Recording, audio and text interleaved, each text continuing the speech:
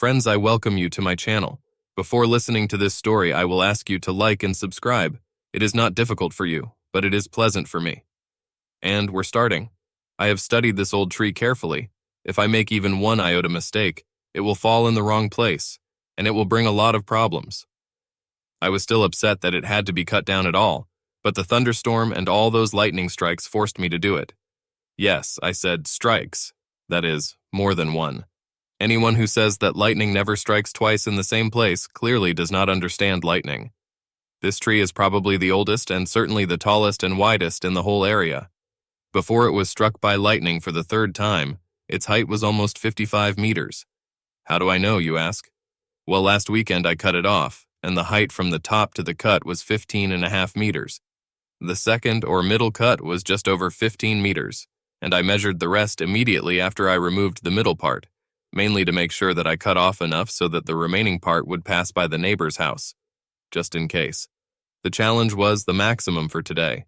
In case you haven't guessed yet, I'm a lumberjack. Or rather, I was a lumberjack before, but now I manage logging and sell wood. We have been living in this old house for a long time.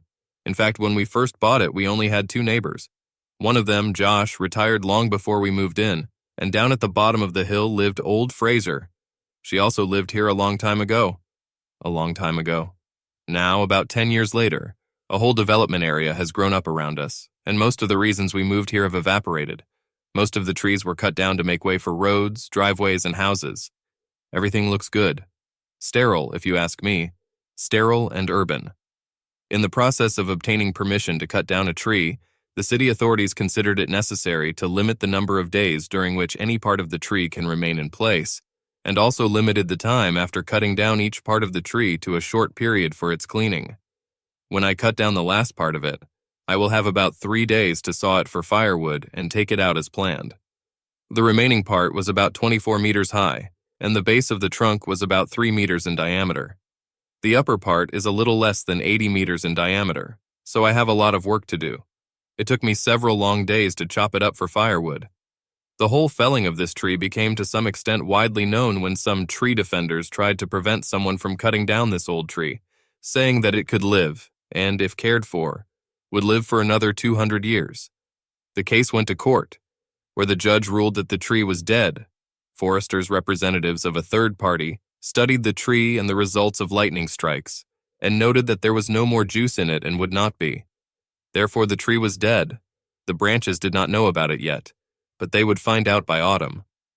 Josh and the Frasers. The old lady and the judge only won because I gave them all the firewood. We have already filled Josh's woodshed with the upper and middle parts, and today's woodpile will completely fill the Fraser barn, and there may still be enough left to stretch 2 or 3 woodpiles outside both sheds. I was evaluating the whole project and making decisions about the cut when Josh came up to me with his movie camera. Okay, it's actually a video camera, but I still call them movie cameras. Old habits die hard. Hello, neighbor. Do you mind if I record what's going on? No. Actually, I'd like to get a copy for myself when we're done, if you don't mind. With pleasure. Do you want me to tape your whole house while I'm doing this? Do you think you can record everything? The fall of a tree and all that? No problem. It'll be nice to help you, son. You've been a damn good neighbor all these years. When you move out, I'll miss you. Old Josh, when discussing anything, measured everything for years. He has always been one of those who looks far ahead. Most people sometimes didn't notice this and cast strange glances at him. Sometimes he viewed hours, days, weeks, and months as seconds. Josh, I'm not going to move anytime soon. We've talked about this enough. Yes, they did. He will be pitied. To tears. He was looking at the front yard. We were standing next to his veranda as I went there during the inspection of the fall zone. Yes, not too much though, I said. Everything is born, grows, and then dies. This is the cycle of life. Some things die a little too soon. Yes, sometimes nature does what it wants, no matter who thinks what. That's right. Old Fraser the judge and I were definitely lucky. Our 2 firewood sheds will be packed to capacity, and the firewood from this tree and the old yellow cedar that you cut down for me will be enough for heating for several years. I am grateful. No problem. I needed to do something about the tree. I definitely won't use it up myself, at least not right now. So, have you decided everything? Will you finish the job? Yes, quite. I can imagine how surprised people from the mayor's office will be when they see that it was removed today, and not on the weekend. They say there will be a hurricane on Friday. We must not allow this tree to get caught in the storm wind. You know the film crew will be here in a minute, right? Yes, this is another reason why I decided to do this video today. On weekends, all Tom, Dickie, and Harry either protest or stare and drink. I hope I won't wake up the dead and bother anyone while I nag him. Otherwise, it would be a damn shame. It seems like I have too much to do and not enough time to do everything. Oh, I think you can handle it. So, you still want me to call those people right after you cut it down? Yes. First to the lawyer and then 20 minutes later, Mary. Okay. I hope you know what you're doing, Charlie. If what I think happens, Mary can get here in time. I have already calculated everything in my mind several times. You know that. Well, not exactly the way it is done today, I would say. A tree is a tree, Josh. He looked at me intently and then smiled. He shook his head and turned away, heading for his house. Going up the stairs to the veranda, he called out to me, looking over his shoulder. Give me 10 minutes to set up the camera upstairs and then finish it. It will be done, Josh. I went to my pickup truck and took out a Johnsard chainsaw with a 106-centimeter blade. It was a monster, and I hadn't used it for quite a while. They don't make them anymore. She had a chain with refractory inserts in the teeth, and it was very sharp and deadly. She could cut through steel. This is exactly what the carbide chain was invented for, to cut nails and other things buried in tree trunks. The motor had just been overhauled, and the day before, I had personally sharpened the chain on my diamond wheel grinder. This chainsaw saws very fast and has enough power for the job ahead. Since I was in the city, I had to install a silencer on it, to Josh's and my disgust. We both grew up and worked with loud and disgusting chainsaws, and we loved the way they screeched through the big logs like butter. There was a whole section in the tree cutting permit that required a silencer, so I had to follow the rules. I'll follow the rules. They'll have to follow them too when the dust settles. I looked around once more and then began to attach myself to the tree for the final cut. I had 3 wedges, 2 at the south end and 1 at the north end. They should help to slightly correct the fall of this tree. If I calculated everything correctly, the wedges in the barrel will cause it to suddenly come off, for example, spin, or as Chris, my wife, would say, pirouette, making a full turn before starting its downward fall. Thus, I knew that he would move away from the remaining stump by about 30 to 60 centimeters in a northerly direction, and the fall of the tree would be changed due to the lack of support under this part. According to my calculations, it will fall in a west-northwest direction and land almost perfectly along the sidewalk. But since it has been a long time since I felled such a tree, I could have rusted and made a little mistake. I hope not. I really wanted it to fall perfectly. Television news reporters usually make a person strive to do everything right. I looked back briefly and saw several pickups pulling up to a TV van on the next street. 2 guys from those pickups were talking to old Fraser. She was pointing in my direction, and they were all smiling broadly. The atmosphere was almost like a party. To tell the truth, it broke my heart. We had our own history with this old tree, and I never thought that I would be the one to cut it down, especially like this. I checked the saw again and, seeing that Josh was ready, started it up. She worked smoothly, though too quietly. I hated that damn muffler. I started sawing at the base of the tree, trying to maintain the angle as accurately as possible. Once I stopped and knocked out the wedges on the south side a little more. Everything was fine on the north side. I saw and felt movement just before I heard the crack. I stepped back, removing the saw with a movement practiced over the years. Turning it off, I stepped back 3 more times, leaving myself some space to run, just in case. Sometimes even the best fellers miss something. Sometimes trees can resist even in the throes of death. As I thought, it slipped forward a little bit, and then began a pirouette. I watched as the top began to tilt and saw that I had done everything perfectly. Smiling, I began to climb the porch of the house. As I climbed the top step, I heard a pleasant crunch of wood and metal. There was a small squeal, and then silence. I didn't even look back because I knew it had fallen correctly. It wasn't as loud as I thought it would be. I was surprised. Glancing at Josh, who was still filming on the upper veranda, I signaled with my thumb and little finger for him to call. He waved his mobile phone in the air and pointed at the news van. "Live broadcast from the scene," he said in an exaggerated voice. I understood and mumbled back, "Live broadcast." I saw the reporter come closer, but the cameraman stayed near the van, which had a great view of the front, side, and back of our house. I thought it would be very interesting here soon. I opened the front door, still holding the silent saw in my hands, and entered the living room. I looked at the coffee table that I had been assembling for Chris for 3 months. It was in its usual place. Only underwear was spread out on it. I saw a bottle of wine and 2 glasses standing in the middle, neither of which had a bird-eckle under it. Another painful thought pierced my mind. She never treated this table well, although I spent a lot of time, work, sweat, and love to make it for her. Putting down the saw, I took out of the closet, where it had been gathering dust for the last 6 months, a $240 backpack that Chris just had to have when she started her new job. I unzipped it and started stuffing underwear from the coffee table into it. Then he moved and took a black dress and tights. Walking around the table, I bent down and picked up a man's shirt and socks that were lying under it. Then he lifted the men's trousers and took out his wallet. I opened my wallet, wondering why Chris always turns on his stereo so damn loud. I guess I was lucky, because if it hadn't been turned on, they would have been able to hear a multi-ton tree trunk fall on their cars. He had an effect on them. I was glad that before I cut down that tree, there were those 10 buckets of cat litter under them. I stopped to pick up Chris's purse and open it. He took out some keys and a wallet and then threw it into his backpack. I was thinking about her new truck. She loved this car very much, modified it so that it was almost identical to her best friend's car. The only significant difference was that her truck was petrol, while her boyfriend's was diesel. Chris's truck was brand new, 4-door, 4-wheel drive, with special wheels and a stereo system. The one in front of her car looked, well, they both looked the same now that I thought about it, only the one in front was still secured by the lender.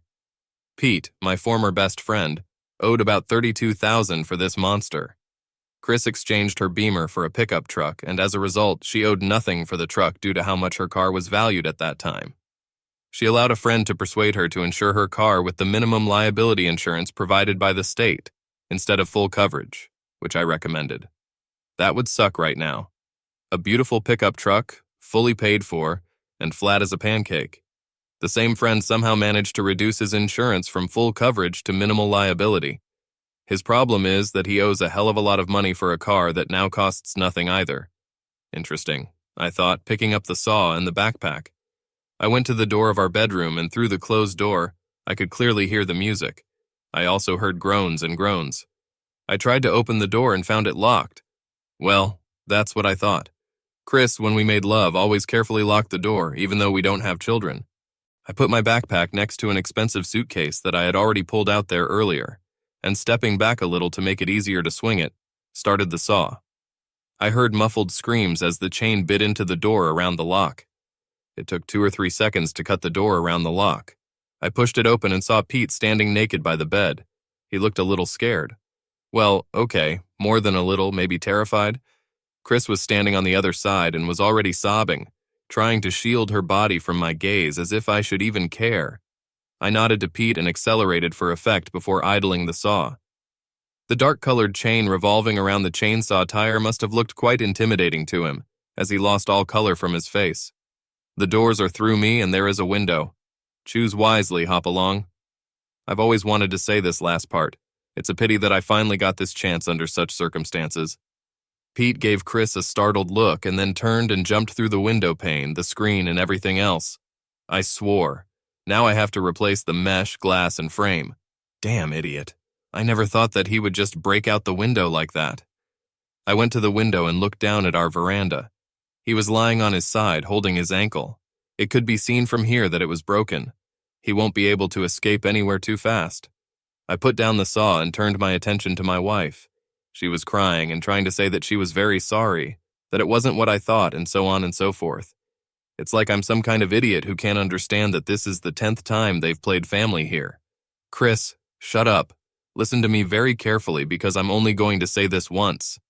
I paused when she was quiet.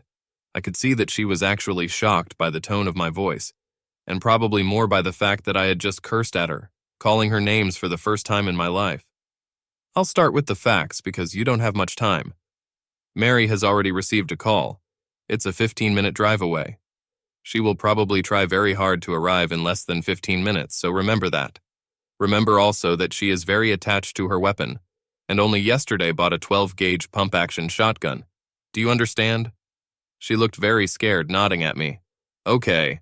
I would advise you to get dressed as soon as possible. Take enough clothes and put them in that damn $400 suitcase that you bought last month. When you go out the door, take your backpack with you. It contains the asshole's clothes, your dress, and the things that were lying on the coffee table downstairs, which I collected for you for several months. Your purse is also there, but our shared credit cards and bank card are not. Your personal credit card is there again.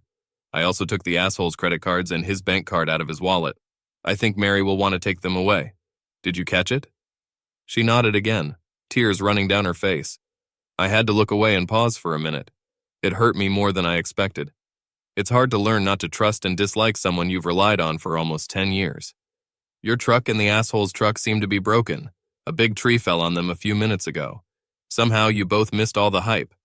I would recommend that you go out the back door as Mary is on her way, and there is a news van with a camera in front of the entrance. I also recommend helping the asshole out the back gate, calling a taxi and taking his arrogant ass to the hospital. His ankle is broken. Oh yeah, in case you haven't figured it out yet, it's over between us. The divorce papers are in that suitcase. You've already received a summons, and don't come home anytime soon. The next time you come here, you should be accompanied by the sheriff or his deputies. Is that clear?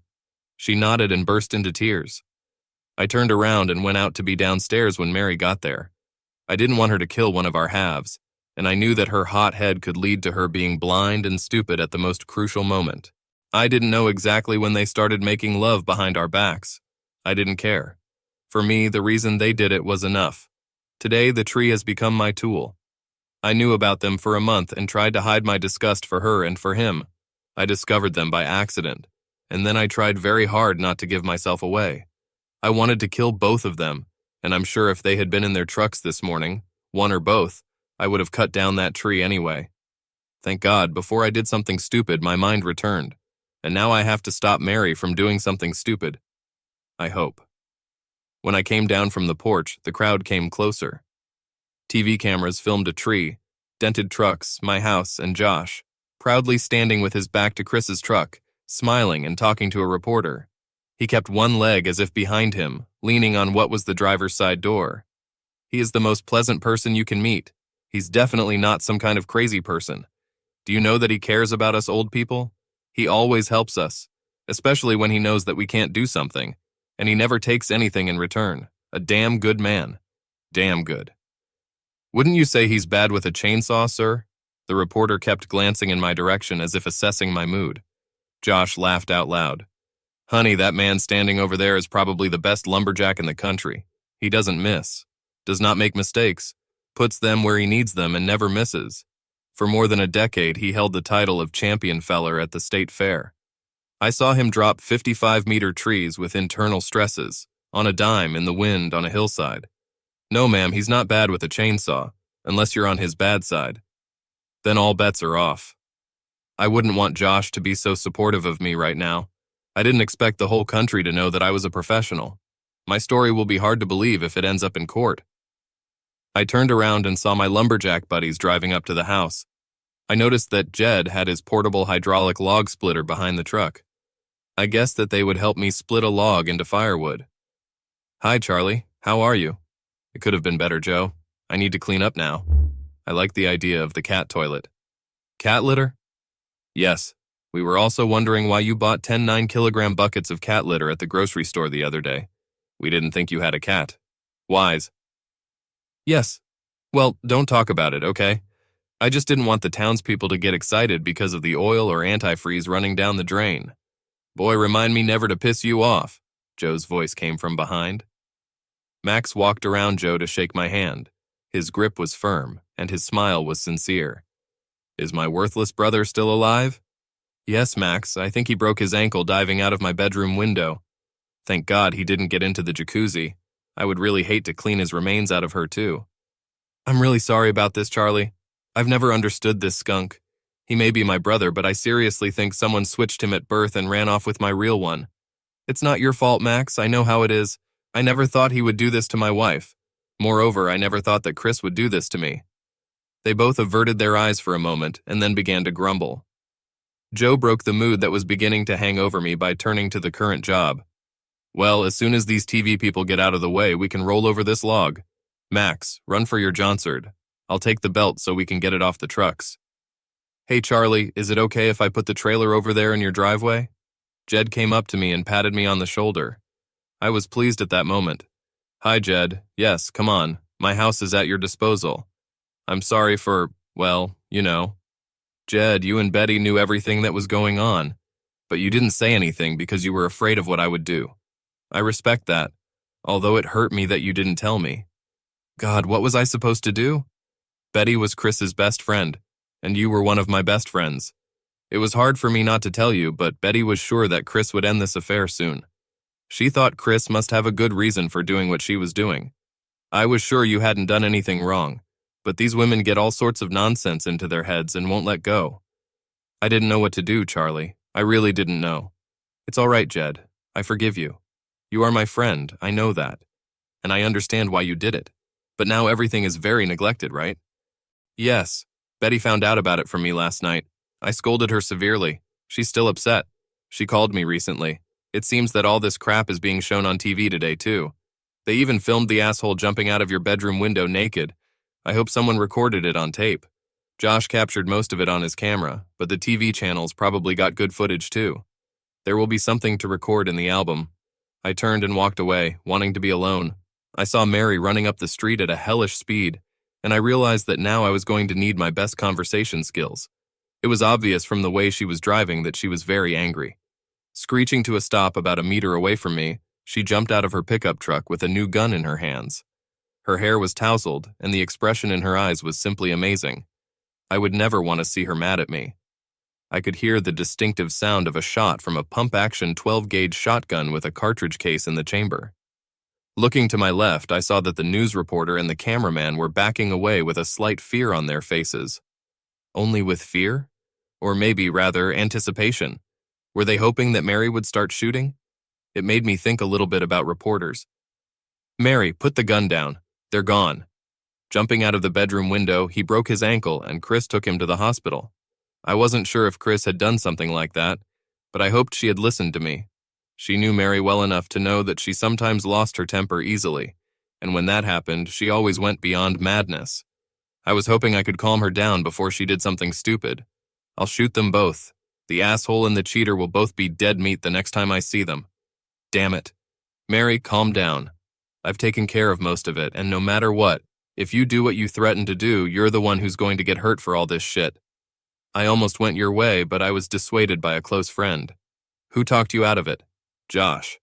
He said he kind of liked me and he didn't want to see me spend the next 10 or 20 years in a prison cell. If you keep this up, that's where you're going to end up. Do you really think they're worth all this pain and suffering? Charlie, look at what they're doing, and right under our noses. Tears welled up in her eyes and then her hands dropped. Finally, I felt safe enough to step in and take the gun from her hands. She reluctantly gave it to me, and I just put it in her pickup truck. I also took the keys out of the ignition and locked it, putting the keys in my pocket just in case. I turned around and hugged her. So we stood there, looking at the crowd and the cameras. Mary, would you like to go and talk to this old lady? We looked at each other and saw Lady Fraser standing next to Chris's wrecked pickup truck. She held out her hand, and Mary, crying, stepped forward and took them in her own. I looked around for the judge, but I didn't see him anywhere. He must have been in court. Yes, I would like that. Charlie, are you coming too? No, I need to chop wood before nightfall. It's better to do this while I have that kind of help. Mrs. Fraser looked at me intently and then nodded. Come to me in an hour or so, Charles. I'll be waiting for you. Yes, ma'am. In an hour. I will. I heard my friends behind me muttering to themselves. Oh yes, hiding behind skirts just like in the good old days. He always thinks that old ladies get upset because of him and want to talk to him. This way he gets rid of most of the work. Hey, Charlie, do you think we can carve him up in an hour? There's a hell of a tree here. Yes, yes, yes, I replied. I understand. But you also understand. When old Fraser says, be at such and such a time, it's better to be there. You've heard it all and you've done it all, so fuck off, suckers. They laughed and proceeded to cut the rest of the attraction into pieces. Charlie Wilson, you're under arrest. I turned around and saw the local cops standing by their car and trying to look important. The news camera was still filming us when they started to approach. My friends stopped their activities and prepared to fight them. I waved it away. Arrested for what? Destruction of private property, vandalism, attempted murder, and everything else that we can find that happened here. As a matter of fact, cutting down this tree without permission will also do. First of all, I have permission to cut down a tree. Secondly, the tree fell unsuccessfully, and its collision with those two pickups was a complete accident. You can't prove otherwise.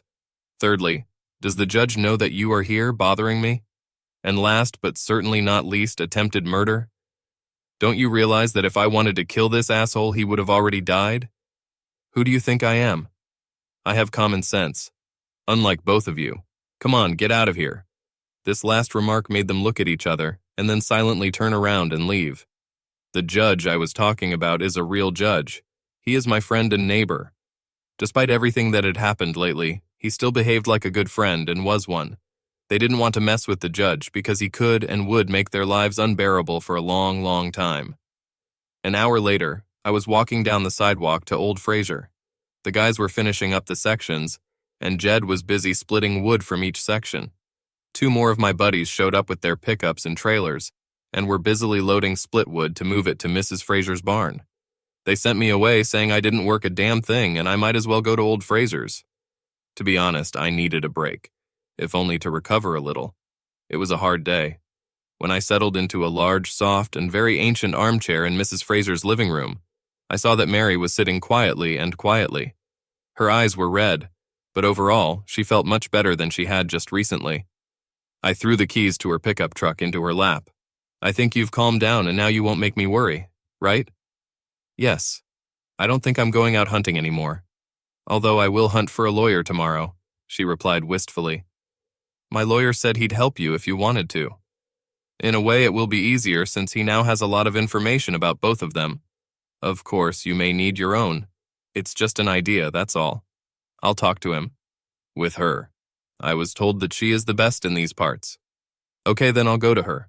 How are you, Charlie? It must be very painful to find out. I'll be fine, although I think it will take some time. You and me, it hurts so much for both of them. I think we can lean on each other from time to time. If you want, that is. I don't mean anything other than talking and stuff, you know? That's your way of doing it, Charlie. You're in a lot of pain right now, too, and instead of worrying about yourself, you keep worrying about me. I suppose we'll talk to each other, but you're right about there not being anything else. I don't think I'll be able to experience anything else for a while. I nodded, understanding her feelings perfectly. What was it like watching that old tree crush their trucks? It feels great.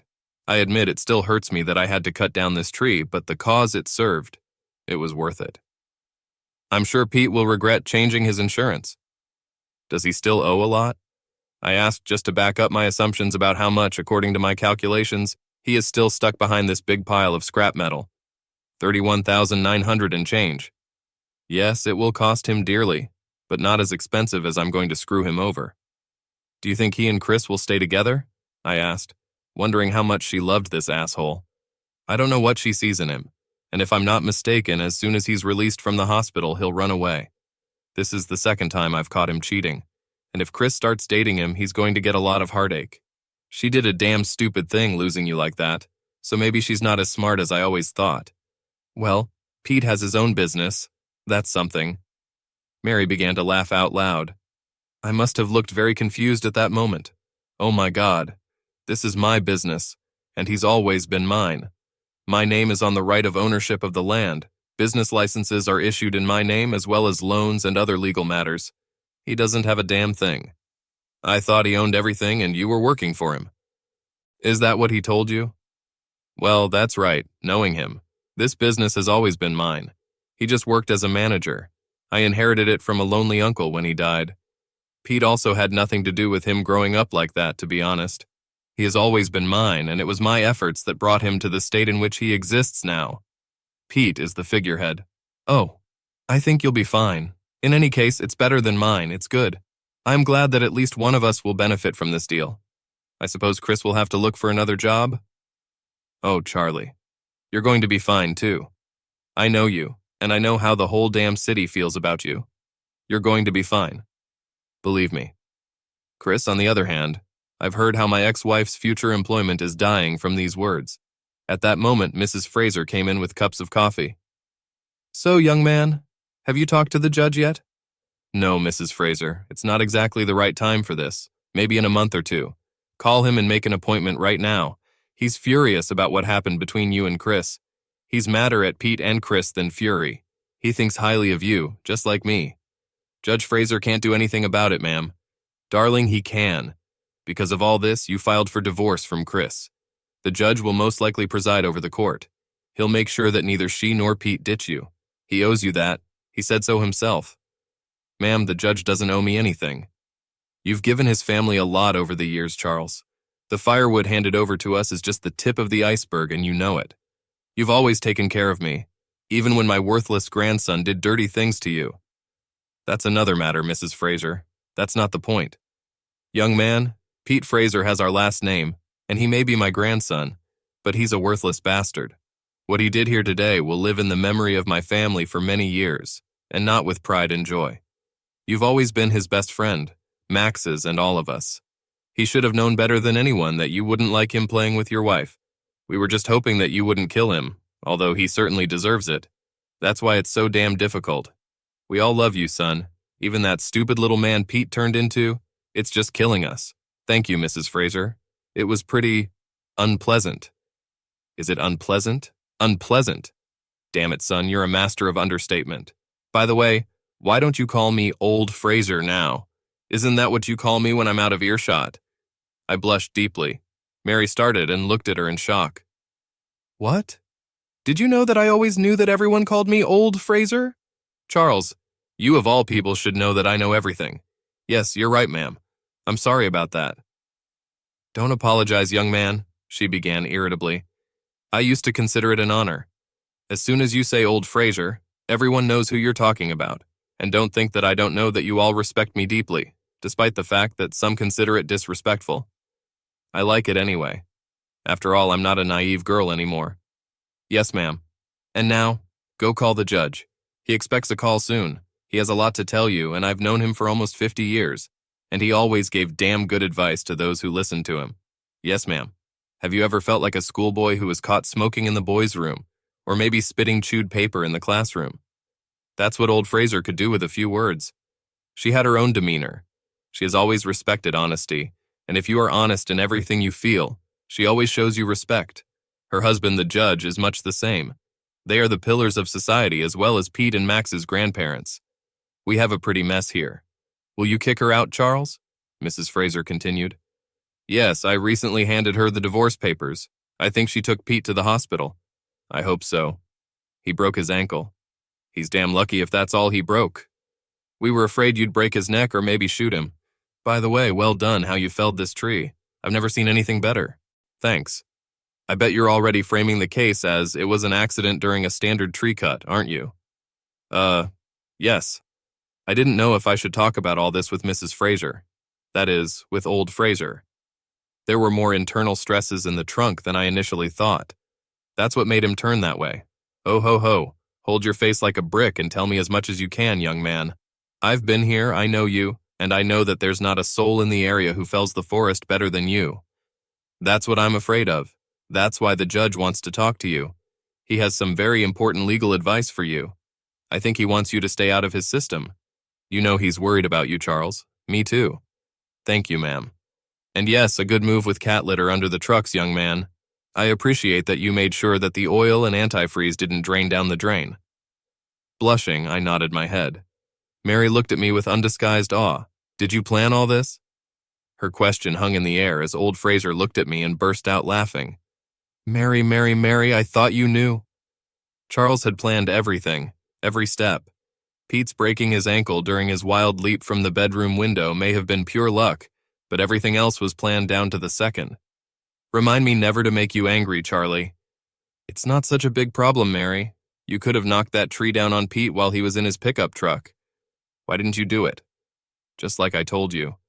They're not worth going to jail for. They made their bed, so to speak, and now they have to lie in their damn mess. She really loved that Charlie truck. Yes, Mary, I did. Obviously more than me.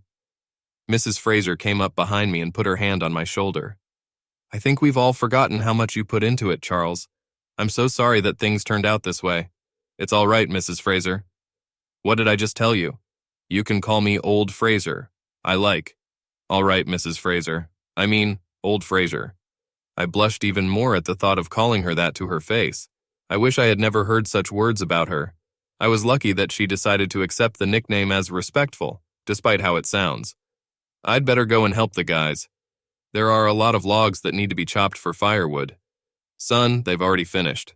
Jed and Max are unloading the last trailer in my woodshed. They are very fast when they want to. I bet they could use a couple of beers right now. Maybe you should offer them a drink at the tavern. That's a good idea, Mrs. Fraser. I will do that. Charles, no matter what happens, you're a good person. You can't find a better one. Do you hear me? Yes, ma'am, I can hear you. I hugged Mary and Old Fraser and headed for the exit. The beer was pretty tasty, considering all that. All the guys joked with me, lifting my spirits despite the situation. They are good friends of the best kind. Max, of course, doesn't look like Pete at all. The fact that he said that someone had replaced Pete at the birth of his real brother was most welcome.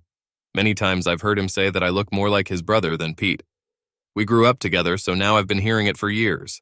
I spent the next 4 nights alone. The old house seemed huge and empty. A friend of a friend called Josh and said Chris was spending time with his parents. Her parents are not happy about the situation at all, but she is their only daughter, and blood is not water. I'm not surprised. One evening, the judge called me home and we talked. He was concerned about my well-being and also wanted to talk about some legal details, what to do and what not to do.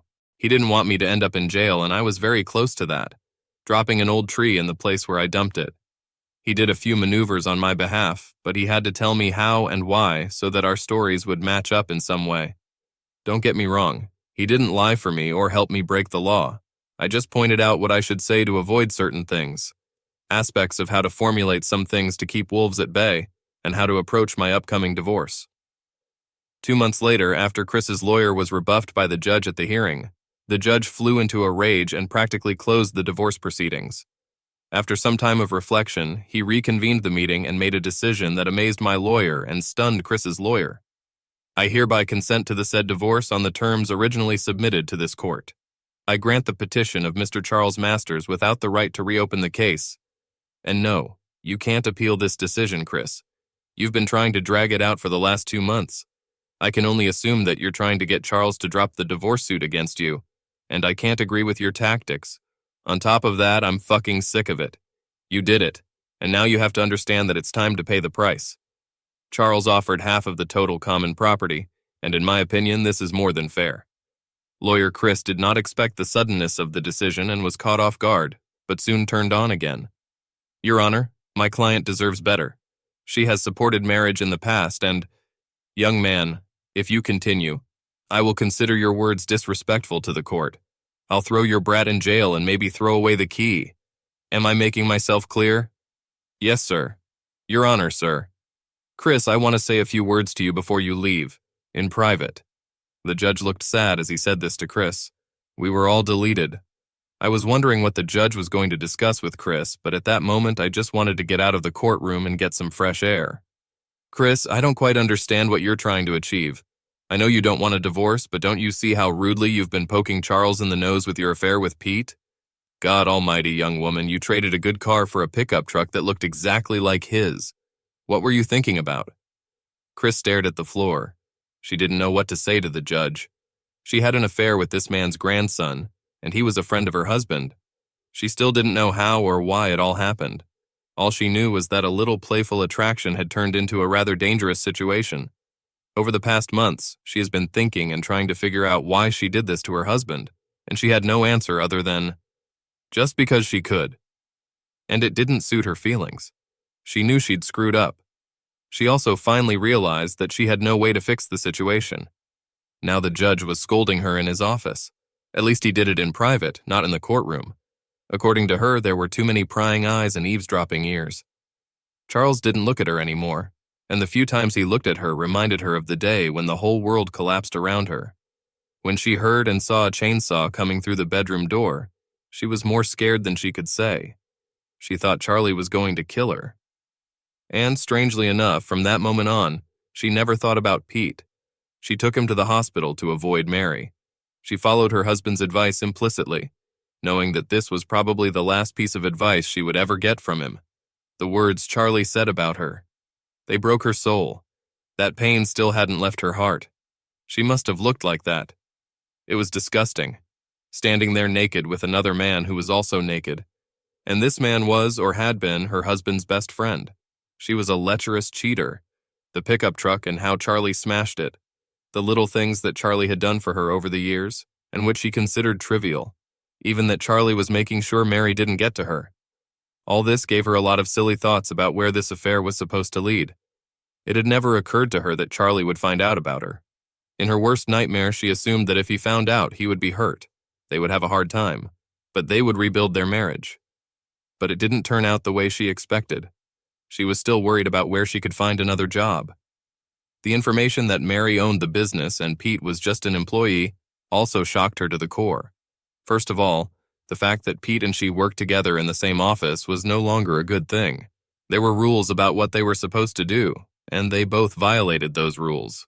Secondly, her new boss Mary made it clear that she would be fired as soon as possible, so Chris simply resigned herself, asking Mary for forgiveness.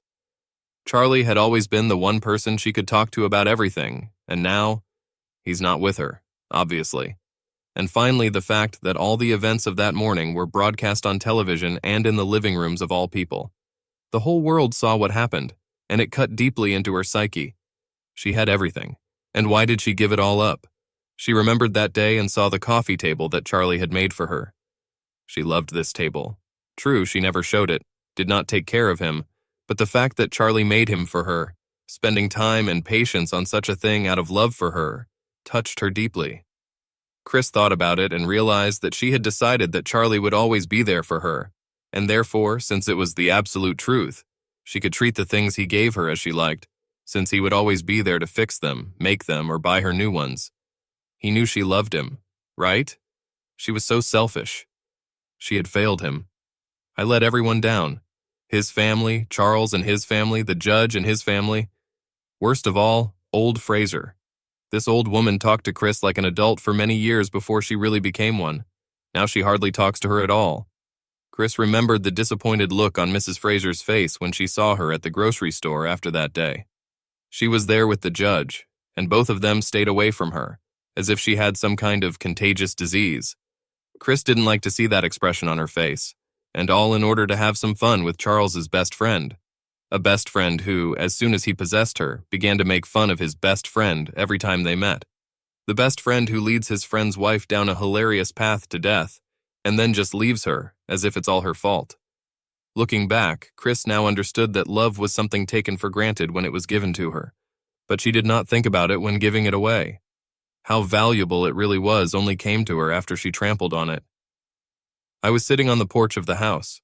Josh owned this cottage for many years, and right after I sold the house and Chris and I settled our divorce, he offered it to me. Of course, I knew about the house, but during the registration of ownership rights, I learned about 280 hectares of land that went with it. Josh, I said to him, are you crazy? This house is worth a lot more than the $72,000 you offered it to me for. 280 hectares? This is wrong. No way, no way. When I buy it from you, people will think that you have lost your mind, fallen into senility or something like that. They'll think I took advantage of an old defenseless man. Hey, wait a minute, son, Josh replied defiantly.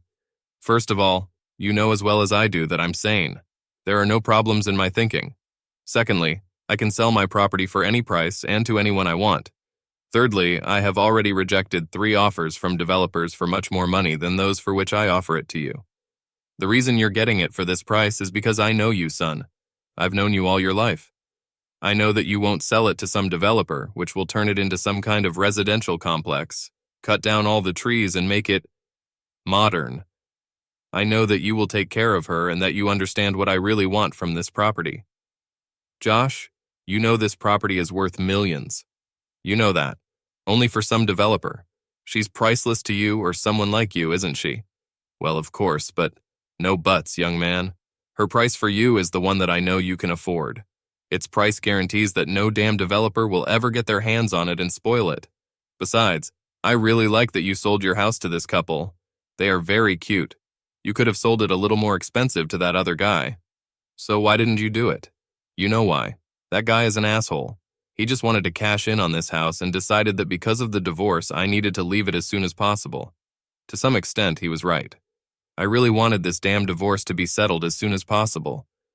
So you could have sold it for a much larger sum, but you preferred to give it to that young couple with 2 children. Why? Because they reminded me of a time when life was better, and I wanted to help them. I believe they will do the right thing with this house. Oh, now I get it. Yeah, I always knew you were smarter than most people think, Charlie. Take care of this place, do you hear? It's nice and quiet here. I can look down from the mountain and see the whole valley, the lights of the city, and even my old neighborhood. I installed a jacuzzi on one side of the house and a nice veranda on the other. With the other additions I made, it was no longer just a house, but I will always call it the house.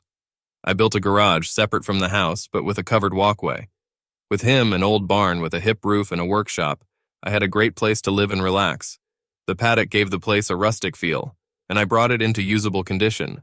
I even rented it out for 6 horses to some city residents from below. They had 280 hectares of private territory for riding, and behind it, of course, a whole forest of the national park. I still work for the same company. I do the same thing. I monitor the sale of timber and lead teams of lumberjacks. The maintenance of these 6 horses also brings me a good income. Josh still comes to see me on weekends from time to time, as do the judge and Mrs. Fraser. Of course, my old friends are coming too. I haven't seen Chris since we signed the papers, and to be honest, I miss her. I really miss you. I don't miss what happened, and I wish it would all evaporate, but in the end, life lessons can sometimes be unforgiving and difficult to deal with. I started dating a nice girl after I had some really sloppy dates.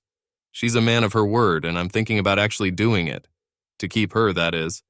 I'm still a little shy about being so close to someone, but she's working on breaking down my barriers. Even when she's at work, I can see her because most of the time she's on TV. Right. The TV reporter who was there the day I cut down the old tree kind of caught my attention. It happened a while later, and I learned a lot of lessons too. But she interviewed me for an article about logging. I asked her out on a date, and the rest, as they say, is history. She still has a picture of that old tree lying across those 2 pickups. It got on the internet, was used in several jokes in TV series, and even in funny birthday cards and the like. She managed to sell the rights to it quite well. I still laugh at Josh when he comes to visit and sees him framed on the mantelpiece. This is because the photo frame is made of the same wood. Instead of the usual gun or other stuff that hangs over the fireplace, a Johnsard saw hangs above it in a place of honor. I never use it to saw anything again, and I haven't used it since that day. But Jessica knows she's still working. I turned her on a couple of times, just toying with her. From time to time, she glances at her and flinches. I asked her about it, but all she says is that she never knew how well this saw could cut wood. She also mentions from time to time that Chris was very stupid to do what she did and how she did it. I would agree with her. In the end, Chris lost a damn good pickup truck and ended up staying, well, not really with anything, but she doesn't have me anymore, and I know it bothers the hell out of her. Jessica, on the other hand, is happy and calm knowing that I am a one-woman man. I always have been and always will be. I have experience of what life can be like when a person is unfaithful. If you look closely, you can see spots on the tree of an old photo frame. Oil and antifreeze are well absorbed even in low-dried wood. I tried when I created and varnished the frame so that the stains would remain. It kind of smooths out everything, doesn't it? I know it helps me think about the important things in life.